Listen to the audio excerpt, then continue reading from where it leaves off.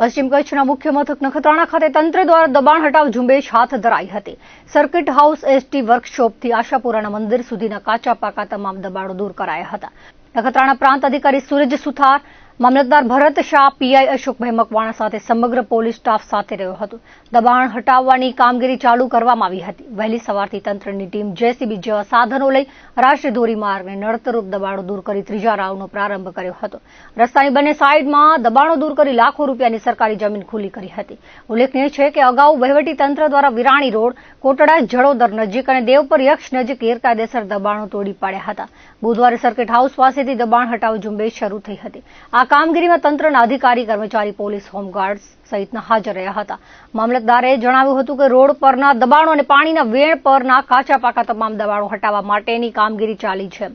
Road પરના દબાણો અને પાણીના વેણ પરના કાચા પાકા તમામ દબાણો હટાવવા માટેની કામગીરી ચાલી રહી છે। દબાણ હટાવ ઝુંબેશની રેકડી, કેબિનો ધરાવતા નાના ધંધાર્થીઓમાં ફફડાટ ફેલાયો છે। તંત્રની નોટિસ છતાં દબાણો ન હટતા આખરે તંત્ર વિફર્યું અને જેસીબી તેમજ ક્રેનની મદદથી પાણીના વેણ પર તેમજ નડતરરૂપ દબાણો હટાવ્યા હતા।